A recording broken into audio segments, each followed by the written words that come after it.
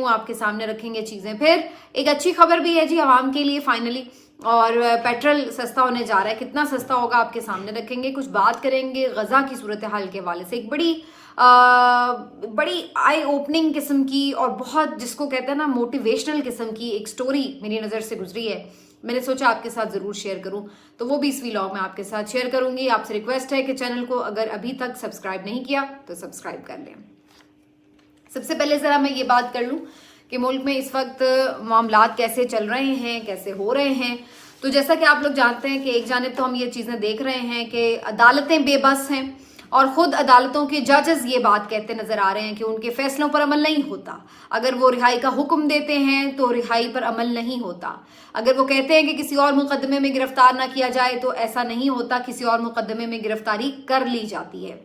इसी तरीके से हमें नज़र आता है कि एक अनदेखी सी कुव्वतें हैं जो कि फैसले करती हैं और लोग लापता हो जाते हैं, ये भी हमें नज़र आ रहा है। लोग किधर जाते हैं, किधर गायब हैं, और इदारे उनके हवाले से कुछ भी इंफॉर्मेशन देने से कासिर क्यों हैं अदालतों के अंदर, ये अपनी जगह सवालात हैं। और फिर उसके साथ साथ जो मीडिया की सूरत हाल है वो भी आपके सामने है। बिल्कुल एक कंट्रोल्ड किस्म का मीडिया है कि जहाँ पर आप बिल्कुल जिसको कहते हैं कि ओपनली कुछ बात नहीं कर सकते। पाकिस्तान तहरीक इंसाफ बिल्कुल मीडिया से वाइप आउट कर दी गई है, उसकी कोई रिप्रेजेंटेशन हमें नज़र नहीं आती। एक या दो उनके ऐसे लीडर्स हैं जो आपको नज़र आ जाते हैं मीडिया के किसी टॉक शो में, जिनको थोड़ी सी अलाउ किया गया है, अदरवाइज उनकी कोई रिप्रेजेंटेशन मीडिया पे उस तरह से नहीं होती। और उनकी कोई भी प्रेस कॉन्फ्रेंस हो, उनके वकला की तरफ से कोई प्रेस कॉन्फ्रेंस हो, वो दिखाई नहीं जाती। इमरान खान साहब की कोई तस्वीर, कोई वीडियो वो नहीं आप चला सकते हैं। और इसी तरीके से आप देख सकते हैं कि जो मुख्तलिफ एनालिस्ट हैं, या तो वो बिल्कुल एक नैरेटिव चल रहा है जो कि anti PTI, anti Imran Khan है, वो दिखाई देता है, और या फिर उसके बाद अगर कुछ खाल खाल कोई आवाज़ उठती है जो कि पीटीआई के हामी होती है तो उसको भी किसी ना किसी तरह दबाव का सामना फिर बाद में करना पड़ता है। तो ये वाली जो सूरत हाल है, ये सब चीज़ें इंडिकेशंस हैं कि जैसे मुल्क में कोई मार्शल लॉ है। अगरचे मुर्तज़ा सुलंगी साहब ने आज ही इंकशाफ किया कि मुल्क में जमहूरियत है, लेकिन हकीकत जो है वो आप भी जानते हैं, वो हम भी जानते हैं कि इस वक्त ये सूरत हाल है। बाकी जो रही सही कसर थी वो कुछ और ऐसे इकदाम हैं जिनसे पूरी की जा रही है। मिसाल के तौर पर अभी आपने पिछले हफ्ते ही देखा है कि जो चेयरमैन नादरा है वो भी एक हाजिर सर्विस फौजी अफसर को बना दिया गया। चेयरमैन नादरा जो कि तारिक मलिक साहब थे इससे पहले, एक बहुत ही जिसको आप कहते हैं बहुत ही क्वालिफाइड किस्म का वो बंदा जिसको इंटरनेशनली इतनी रिकग्निशन मिली। वर्ल्ड बैंक में पहले वो काम करता रहा है और भी वो मुख्तलिफ जो इंटरनेशनल लेवल की तंजीमें हैं, इदारे हैं, उनमें काम करते रहे हैं और उन्होंने पाकिस्तान का नाम रोशन किया है। इसके साथ साथ आप बहुत सारे और भी ऐसे नाम ले सकते हैं, लेकिन यहाँ पर क्या है, नादरा के जो चेयरमैन तारिक मलिक साहब हैं उनके ऊपर इस तरह का दबाव किया गया और उन्हें इन हालात पे मजबूर कर दिया गया कि वो रिज़ाइन करके खुद ही चले गए और रेजिग्नेशन में वो ये लिख कर गए कि जनाब मैं आजिज़ आया, मेरे से जो काम करवाना चाहते हैं मैं नहीं कर सकता। तो ढके छुपे बिटवीन द लाइंस उन्होंने काफ़ी कुछ कह दिया था जाने से पहले, लेकिन बहरहाल सूरत हाल ये है कि एक काबिल बंदे से आप महरूम हो गए और उसका हमें कोई अफसोस नहीं है, क्योंकि हम जान के ये चाहते थे कि वो चला जाए और उसकी जगह कोई नया बंदा ऐसा रखा जाए कि जो मतलूबा अहदाफ जो है वो पूरे कर सके।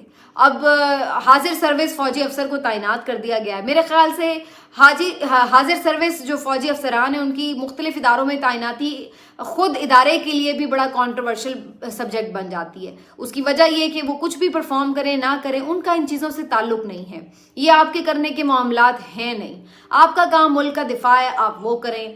नादरा में, वापडा में, पीआईए में, नैब में, इन तमाम चीज़ों में आपकी कोई स्पेस है नहीं और आप इसमें आएंगे अगर तो जाहिर सी बात है फिर आपके अच्छे या बुरे काम पे तनकीद भी होगी और फिर वो बहुत दफ़ा नागवार भी गुजर जाती है। तो अब ये जो मामला है नादरा की पोस्ट वाला, वो भी इतना सेंसिटिव किस्म का मामला है जब बिल्कुल इस वक्त इलेक्शन सर पर आए बैठे हैं और वोटर लिस्टें बननी हैं, बहुत से मामलात हैं जो जुड़े हुए होते हैं नादरा के महकमे के साथ। और जब वहाँ पर आपकी तैनाती होगी, अगर कोई उससे सेटिस्फाई नहीं होता वोटर लिस्टों से, किसी भी मामले से, तो जाहिर सी बात है वो फिर एक कंट्रोवर्शियल चीज़ बनेगी आपके लिए। लेकिन यहाँ पर हमें नज़र आता है कि नहीं जी, चेयरमैन नादरा जो है वो फौजी अफसर लगा दिए जाते हैं। और अब जो लेटेस्ट फैसला हुआ है उसके मुताबिक नैब के अंदर भी 4 جو حاضر سروس فوجی افسر ہیں ان کو لگا دیا گیا ہے. یا تو یہ ہے کہ ہم بالکل یہ سمجھتے ہیں کہ جو سویلین ہیں وہ بالکل ہی ناکارہ کوئی گدھے ہیں کہ جو کچھ بھی نہیں کر سکتے ملک میں, اور صرف قابل لوگ ایک ہی ادارے میں سب جگہ موجود ہیں, یا تو پھر یہ ایک ہم میرا خیال ہے ڈکلیئر کر دیں چیز, یا پھر جس کا جو کام ہے اس کو کرنے دیا جائے, جو اسپیشلائز لوگ ہیں اس کے لیے وہ کرنے دیے جائیں. چیئرمین نیب بھی جو اس سے پہلے موجود تھے وہ بھی جاتے جاتے اسی قسم کی بات اپنے ریزگنیشن میں لکھ کے گئے تھے کہ وہ بھی وہ غیر قانونی کام نہیں کرنا چاہتے تھے جو انہیں کرنے کے لیے کہا جا رہا تھا. وہ جو بیچارہ کوئی ہوتا ہے ایسا بندہ جو پھر عاجز آ جاتا ہے, وہ پھر خداحافظ کر کے اپنی عزت بھی بچاتا ہے, اپنی جان بھی چھڑاتا ہے اور چلا جاتا ہے. انہوں نے بھی یہی کیا, اور اس کے بعد پھر ہم نے دیکھا کہ ایک ریٹائرڈ فوجی افسر تعینات کر دیے گئے ایز چیئرمین نیب, اور اس کے بعد اب حاضر سروس 4 فوجی افسران کو نیب میں تعینات کر دیا گیا. تو ایک ان اناؤنسڈ مارشل لا اسی کو ہی کہتے ہیں میرا خیال ہے, جس کے سارے لوازمات اب پورے ہو چکے ہیں. اس سے ظاہر یہ بھی ہو رہا ہے کہ مزید جو احتساب کا ادارہ ہے, پہلے ہی ہمارے ہاں جو یہ نیب ہے بہت زیادہ ہمیشہ کانٹروورشل رہا ہے, بہت زیادہ اس کے اوپر تنقید ہوتی رہی ہے. کسی کے بھی دور میں, عمران خان صاحب کا دور ہو, اس سے پہلے بھی جو مشرف صاحب کا بھی دور تھا, سیف الرحمان صاحب کا بھی جو احتساب تھا وہ بھی سب کو یاد ہے. تو ہر کسی نے اس کو صرف مخالفین کو کچلنے کے لیے استعمال کیا, اور عدالتیں بھی ہمیشہ یہی کہتی رہیں کہ جو نیب کا ادارہ ہے وہ بالکل ایک بیکار ادارہ نظر آتا ہے, جن کے پاس کوئی اس طرح کی چیز نہیں ہوتی کہ جو جینون کیسز بنا سکے اور جینونلی لوگوں کا احتساب ہو سکے, جس کے اوپر کوئی بھی انگلی نہ اٹھا سکے, اور پھر اکراس دا بورڈ ہو. یہ نہیں ہے کہ جس کی حکومت ہے اس کے اوپر تو کوئی کیس نہ ہو اور مخالف جو ہے وہ رگڑے جا رہے ہوں. اور یہی صورتحال ہم تھرو آؤٹ دیکھتے رہے ہیں. اور بہت سارے جو اس میں لوگ ہیں ہمیشہ یہ کہتے رہے ہیں, خود عمران خان صاحب کا اسٹیٹمنٹ ہے اور بھی لوگوں کا, کہ جو نیب ہے اس کو تو ڈائریکٹلی پھر وہی قوتیں سپورٹ کرتی ہیں یا کنٹرول کرتی ہیں بیسکلی, جنہیں نے سبق سکھانا ہوتا ہے. اور پھر اب آپ جب اپنے سارے افسران اس میں تعینات کر دیتے ہیں تو پھر تو ظاہری سی بات ہے, بات پھر سیدھی ہے کہ جو کام پہلے پردے کے پیچھے ہوتا ہے وہ پردے کے سامنے ہو جائے. تو یہ جو میرا خیال ہے کہ فیصلے ہیں یہ کوئی دانشمندانہ نہیں ہیں اس لحاظ سے کہ ظاہر ہے پھر جب کوئی کارکردگی آ کے سامنے دکھائے گا اس پہ تنقید بھی ہوگی, اس کو کوئی اچھا کہے گا تو کوئی برا بھی کہے گا, تو پھر یہ تو خود ادارے کو متنازع بنانے کے مترادف ہی بات ہو جاتی ہے. لیکن یہ ایک چیز ہے, اور اس کے اوپر اب ہم کیا مزید کہہ سکتے ہیں. فی الحال تو یہی اسٹیٹ آف افیئرز ہیں, اور اس کے اوپر آپ مزید اب جو احتساب ہے وہ کس انداز کا ہوگا, کس طرح کا ہوگا, وہ آپ خود ہی اب دیکھ لیں گے.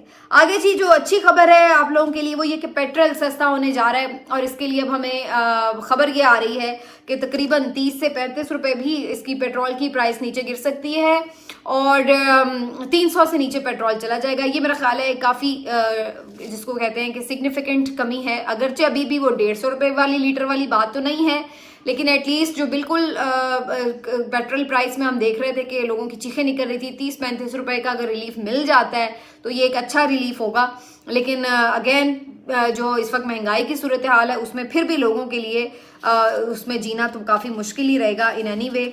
لیکن وی ہوپ سو کہ یہ مل بھی جائے. اب اس میں فردر جو مافیاز ہیں وہ اس میں انوالو نہ ہو جائیں اور پتہ لگے کہ جی وہ آ کے پیسے بنانے کے چکر میں یا تو پیٹرول مل ہی نہیں رہا, اور اگر مل رہا ہے تو وہ کوئی ہڑتالیں کر کے بیٹھ جائیں, تو کوئی اس طرح کی صورتحال نہ بن جائے.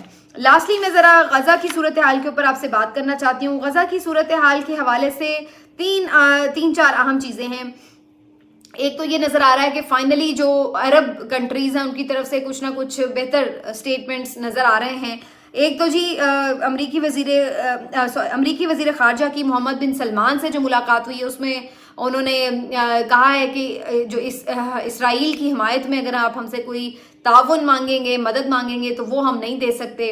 اور انہوں نے 2-3 چیزیں بڑی کیٹیگوریکلی کلیئرلی کہی ہیں کہ ایک تو غزہ کا محاصرہ ختم کیا جائے, وہاں پر جو امداد ہے پہنچائی جا سکے تاکہ, اور اس کے ساتھ جنگ بندی کی جائے وہاں پر. جس طرح کنٹینیوس ایک بامبنگ ہو رہی ہے وہ نہیں ہونی چاہیے اسرائیل کی طرف سے, اور کشیدگی کا ہم خاتمہ چاہتے ہیں. تو ایٹ لیسٹ انہوں نے کوئی مدد نہیں دی اور یا وہ نیوٹرل نہیں ہوئے, انہوں نے اس بات کی ڈیمانڈ کی ہے امریکہ سے کہ آپ جو ہے اس کو بند کریں یہ خون خرابہ. دوسری طرف ایران کے جو وزیر خارجہ ہیں ان کا سٹیٹمنٹ بڑا امپورٹنٹ ہے. ایران نے تو یہ تک کہہ دیا ہے کہ بھائی ہم ابھی تو بالکل سائڈ پہ ہیں اور اس طرح سے ہم نے کھل کر سامنے نہیں آئے, لیکن اگر آپ نے ہماری طرف آنکھ اٹھائی جو کہ ہمیں دھمکیاں دی جا رہی ہیں تو پھر یاد رکھیں کہ ہم خطے کا نقشہ بدل دیں گے. تو ٹھیک ٹھاک قسم کی دھمکی لگا دی ہے ایرانی وزیر خارجہ نے، کیونکہ ایران کی طرف اسرائیل اور امریکہ بار بار مینشن کر رہے ہیں کہ جی آپ جو ان کی خفیہ سپورٹ کر رہے ہیں تو پھر آپ کی بھی اب خیر نہیں، آپ بھی تیار ہو جائیں. تو اس پر انہوں نے بھی کہا ہے کہ بھائی کسی بھول میں نہ رہنا، ہماری صورتحال غزہ والی نہیں ہے، ہم پہلے سے زیادہ تیار ہیں، تو ذرا دیکھ بھال کے.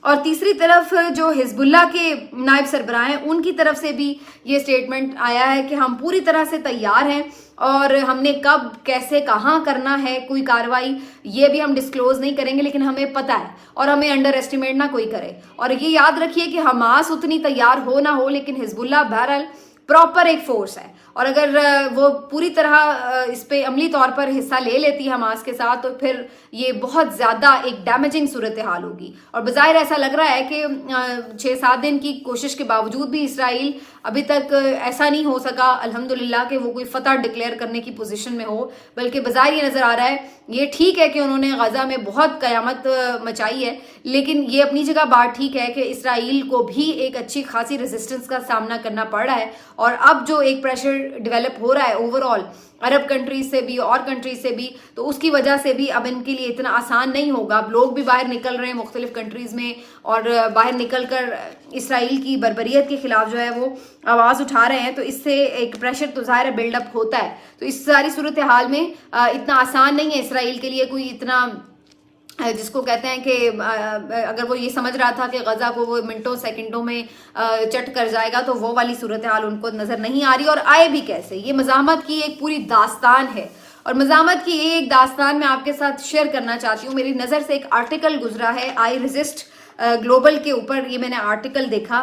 عائشہ غازی جو ہیں یہ اس کی مصنفہ ہیں، اور یہ محترمہ مختلف کیمپس کا، ریفیوجیز کیمپس کا دورہ کرتی رہی ہیں، اور جس کے بعد انہوں نے ایک تفصیلی رپورٹ بھی اس پہ لکھی ہے. اس کا کچھ حصہ میں آپ کے ساتھ شیئر کرنا چاہتی ہوں. بنیادی طور پر انہوں نے اردن میں موجود فلسطینی مہاجرین کیمپ میں کچھ وقت گزارا اور وہاں پر جو مہاجرین موجود تھے ان کے ساتھ کچھ دن گزارے، جس کے بعد پھر انہوں نے اس کو قلم بند کیا، اور کیا ہی خوبصورت قلم بند کیا. اور انہوں نے پھر اس سے بتایا کہ آخر یہ فلسطینی اتنے سالوں سے اس قدر سختی اور برداشت کر رہے ہیں اور ایک مزاحمت کا بالکل سمبل بنے ہوئے ہیں، تو یہ کس طرح سے ممکن ہے. اس کی لاجکس انہوں نے نکالی ہیں اور وجوہات بیان کی ہیں، وہ میں آپ کے سامنے بتا دیتی ہوں.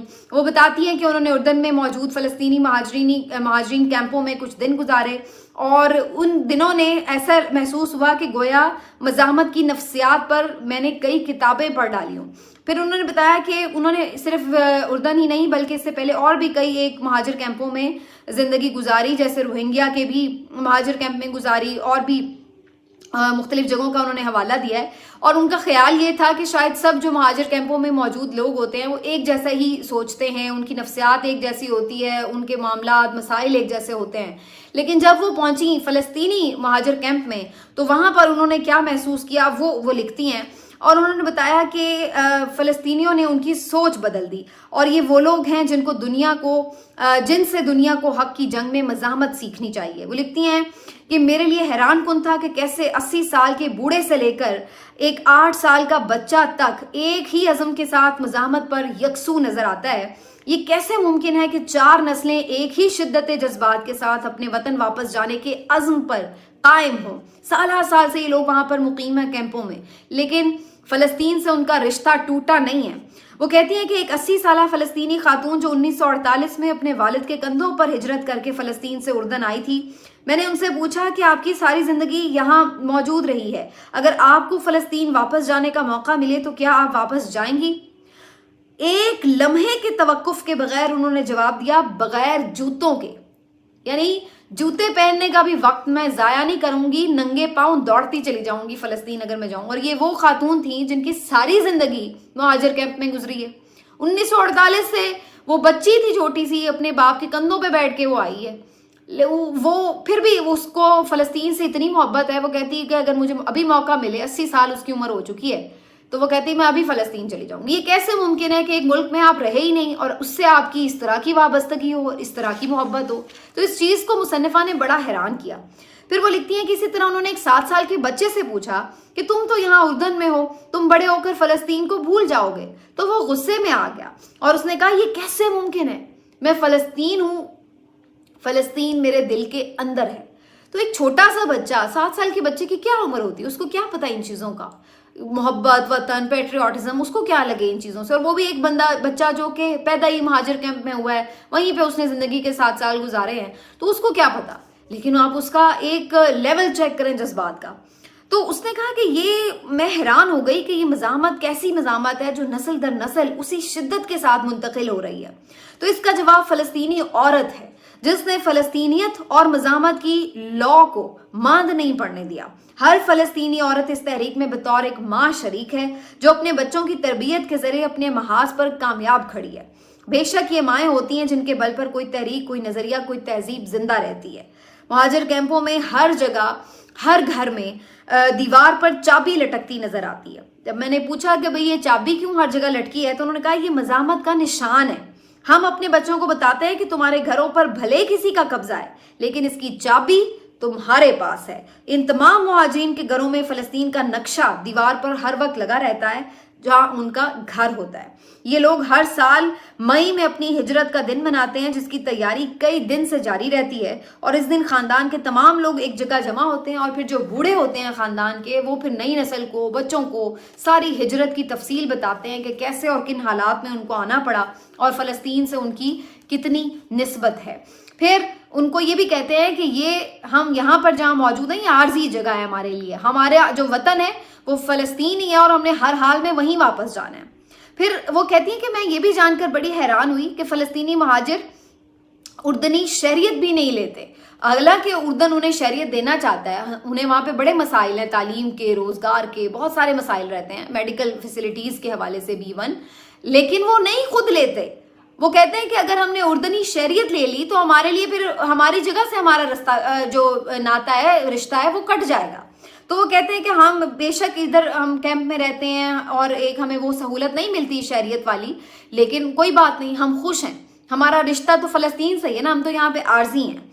और ये मिसाल दुनिया में वाहिद है। मैंने किसी और कौम के महाजरीन को मज़ाहमत के इस मेयार पर पूरा उतरते नहीं देखा जिन लोगों ने अपना हक अपनी मज़ाहमत सहूलतों के बदले कभी नहीं बेचे और उन्हें और फिर वो कहती हैं उनका कंक्लूजन ये है कि इनको ख़त्म तो किया जा सकता है लेकिन इन्हें शिकस्त देना मुमकिन नहीं है। जब तक ये जिंदा हैं ये मज़ाहमत करते रहेंगे, ये लड़ते रहेंगे, ये इनकी घुट्टी में है, लेकिन इनको आप हरा नहीं सकते जो इनकी मोहब्बत का लेवल है अपने मुल्क के साथ। अब कहाँ ये फ़लस्तीन की जद्दोजहद, कहाँ इनकी अपने मुल्क से ये वाबस्तगी, ये मोहब्बत, ये खुलूस, और कहाँ आप अपने मुल्क से इसको ज़रा कंपैरिजन कर लें कि हमारे यहाँ हमें आप देखें मिले कोई नेशनैलिटी किसी और मुल्क की, कैसे हम दौड़े चले जाएंगे कि हाँ भाई हमने तो जाना है। तो ये बात है। हालांकि कब्ज़ा तो उनके मुल्क में भी है, कब्ज़ा वैसे हमारे मुल्क में भी है, लेकिन आप अंदाज़ा लगाएं कि उनकी मज़ाहमत का लेवल क्या है। इतने सालों से वो लड़ रहे हैं उनके कब्ज़ा, अपने गैर मुल्की कब्ज़े के ख़िलाफ़, लेकिन दूर बैठे भी हैं तो तब भी मज़ाहमत है, अंदर बैठे हैं तो तब भी मज़ाहमत है, लेकिन तस्लीम करने के लिए तैयार नहीं है कि किसी ने आके उनके घर पे कब्ज़ा कर लिया है। तो ये है जी फ़लस्तीनी कौम और ये है उनका जज्बा जिहाद। मिलते हैं आपसे अगले वीलॉग में, अपना ख्याल रखिए, अल्लाह हाफ़िज़।